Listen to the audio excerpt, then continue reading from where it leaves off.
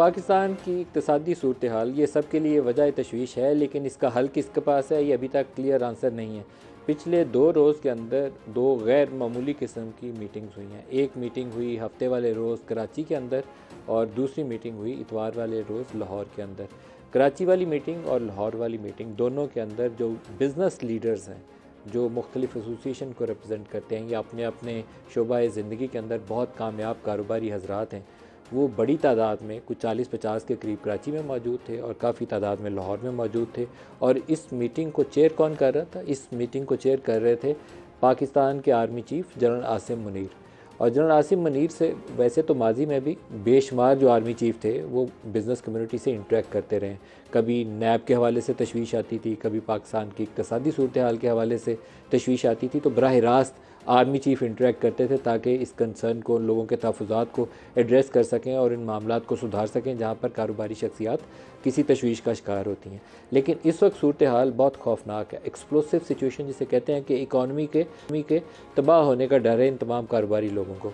Dollar जो है वो रुपए के मुकाबले में इस वक्त 305 के करीब खड़ा है। जो ऑयल प्राइसेस हैं वो भी 300 से ऊपर हैं। चीनी का रेट 200 के करीब है और इसी तरीके से आटे की कीमत है वो भी तेज़ रफ्तारी से 200 के करीब जाने की तैयारी पूरी रफ्तार से कर रही है। तो ऐसी कौन सी सूरत होगी कि पाकिस्तान की इकॉनमी को डूबने से बचाया जा सके? नेगेटिव सेंटीमेंट्स, मैंने पहले भी एक प्रोग्राम में बोला था, वो इस वक्त पाकिस्तान के ऊपर हावी हैं। हमारा रुपया इतना बुरा नहीं है कि वो 300 सवा 300 पे चले जाए, लेकिन इस वक्त ओपन मार्केट पे 325 पे भी लेना मुश्किल है।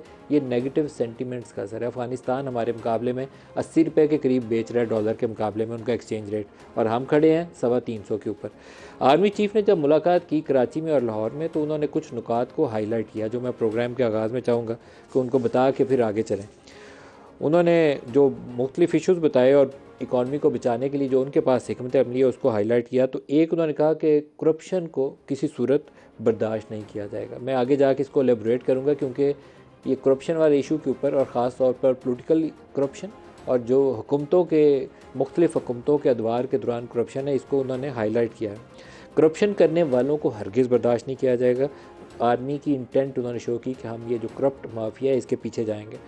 डॉलर की अफ़गानिस्तान स्मगलिंग का ख़ात्मा, ये सिर्फ डॉलर तक महदूद नहीं है, बल्कि उन्होंने इसको फर्दर एलेबोरेट किया कि अफ़गानिस्तान बॉर्डर के ऊपर इतनी स्मगलिंग हो रही है और ईरानी तेल है वो कराची आके बिक रहा है। तो 1 लीटर तेल भी जो ईरानियन ऑयल है वो हम कराची में बिकने नहीं पाए। उन्होंने उसी वक्त कोर कमांडर कराची को हुक्म दिया कि आप इस पर बैठें, इस पर काम करें और फॉलो अप मीटिंग करें, इस पर लाहे अमल बनाएं।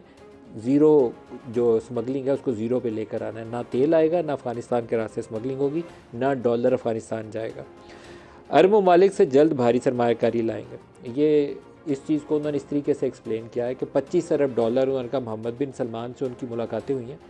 सऊदी अरब से कहा है कि आप पाकिस्तान में सरमायाकारी करें, ज़राअत के शोबे में, माइनिंग के शोबे में, और IT में चाइना भी आएगा, तो आप इसमें इन्वेस्ट करें। हम आपसे 1-2 अरब डॉलर नहीं मांग रहे, हमें 25 अरब डॉलर चाहिए। 25 अरब डॉलर लगाइए और पाकिस्तान में सरमायाकारी करिए और कमाइए और शराकतदारी करिए सूबाई हुकूमतों के साथ। ज़मीन सूबाई हुकूमतों की है, तो अपने मुनाफे से आप भी अपना हिस्सा लीजिए और सूबाई हुकूमतों को भी अपना हिस्सा करिए, तो दोनों के लिए एक विन विन सिचुएशन होगी। तो 25 अरब डॉलर मोहम्मद बिन सलमान से उन्होंने एश्योरेंस मांगी है कि आप पाकिस्तान में सरमायाकारी करेंगे और गारंटी करेगा GHQ, आर्मी गारंटी करेगी कि उसके अंदर जो चीज़ें एग्री की जाएंगी वो वायलेट नहीं होगी। ना उसके ऊपर कोई नैब आएगी, ना कोई FBR तंग करेगी, ना कोई और सरकारी इदारा आएगा भेजेगा और कहेगा कि हमें पहले हिस्सा दो। गारंटी करेगा GHQ कि उसके अंदर करप्शन नहीं होगी, कोई स्पीड मनी नहीं होगी, कोई किकबैक्स नहीं होंगी। ये आसिम मुनीर साहब ने वादा करके आए मोहम्मद बिन सलमान से। वहाँ से वो कहते हैं फिर मैं UAE गया हूँ और MBZ मोहम्मद, वो जो MB जायद मोहम्मद बिन जायद है, उनसे साथ उनकी मुलाकात हुई है और सेम प्लान उनके साथ भी डिस्कस किया। 25 अरब डॉलर, 25 और 25 50 अरब डॉलर है। ये मटीरियलाइज़ कितना होगा बात की बात है, लेकिन ये प्लान है वो जो उससे डिस्कस कर रहे हैं। और he is very optimistic. In meetings के अंदर उन्होंने कहा कि कतर और कुवैत से साइजेबल इन्वेस्टमेंट आएगी और चाइना के मामले में वो बड़े होपफुल हैं कि वहाँ से मुख्तलिफ़ शोबों में, जिसमें ख़ास तौर पर IT का शोबा भी शामिल है और माइनिंग का शोबा भी शामिल है, चाइना भी आएगा और भारी सरमायाकारी करेगा।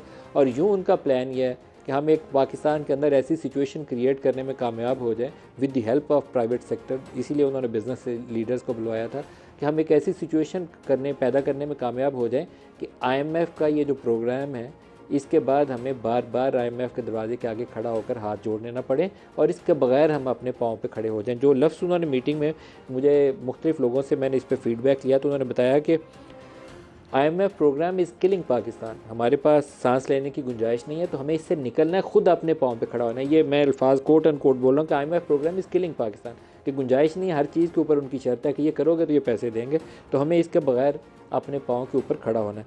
कारोबारी हजरात ने मुख्तलिफ इशूज़ उठाए, लाहौर में भी और कराची में भी। ज़मीनों के कब्ज़े का इशू सामने आया, भत्ता माफिया का जिक्र सामने आया, डॉलर की स्मगलिंग का जिक्र सामने आया, हुंडी और हवाले के ज़रिए जो पैसा बाहर जाता है उसका जिक्र सामने आया।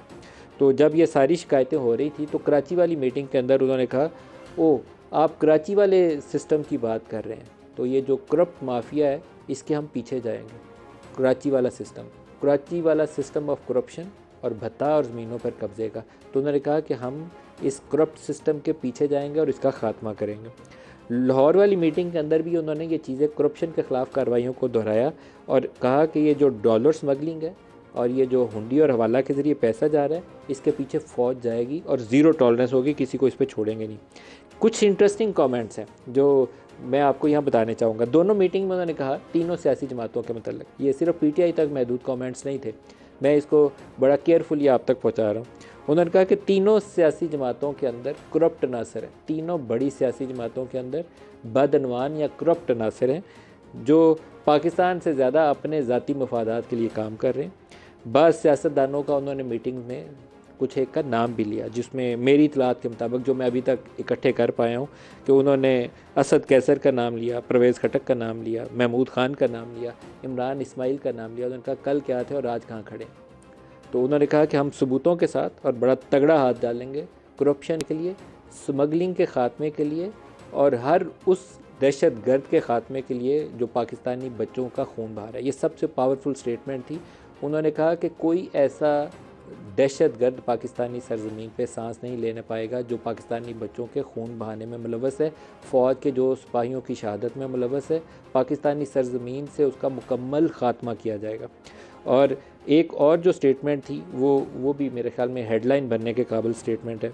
उन्होंने कहा कि जो रजिस्टर्ड अफ़गान महाजरीन है पाकिस्तानी सरजमीन के ऊपर, उसको तो हम मेज़बानी करेंगे उनको पाकिस्तान एक अच्छे हमसाए के तौर पर उनको होस्ट करेगा, लेकिन उन 1.1 मिलियन रजिस्टर्ड अफ़गान महाजरीन के बाद जितने भी गैर कानूनी तौर पर पाकिस्तान की सरजमीन के ऊपर अफ़गान महाजरीन है, गैर कानूनी, दोबारा बोल रहा हूँ कि जो रजिस्टर्ड और कानूनी तरीके से पाकिस्तानी सरजमीन पर मौजूद हैं उनकी तो पाकिस्तान मेज़बानी करेगा, लेकिन जितने गैर कानूनी तौर पर पाकिस्तानी सरजमीन पर मौजूद हैं उनको पाकिस्तान से दोबारा अफ़गानिस्तान वापस भेजा जाएगा और सख्ती से इसके ऊपर अमल दरामद होगा। इसके अलावा उन्होंने जो कोर कमांडर्स थे और जो फ़ौज के सीनियर ऑफिशियल्स वहाँ मौजूद थे उनको वहाँ डायरेक्शंस दिए हैं कि इसके ऊपर इम्प्लीमेंटेशन, ये जो नुकात मैंने सारे हाईलाइट किए हैं, इसके ऊपर इम्प्लीमेंटेशन प्लान बनाना है और फॉलो अप मीटिंग करके इसको हतमी शक्ल देनी है। और एक इतला ये है कि शायद कल ही ट्यूसडे को एक फॉलो अप मीटिंग कराची के अंदर, प्रॉबेबली कोर कमांडर कराची इसको चेयर करेंगे और हो सकता है सिमिलर मीटिंग लाहौर के कोर कमांडर चेयर करें, तो उसमें इसको एक बाकायदा इम्प्लीमेंटेशन प्लान की शक्ल दी जाएगी और इसको आगे लेकर जाया जाएगा। इसी में टैक्स रजिस्ट्रेशन का मामला भी है कि वो लोग जो टैक्स नेट से बाहर हैं उसकी रजिस्ट्रेशन के लिए फ़ौज क्या कर सकती है।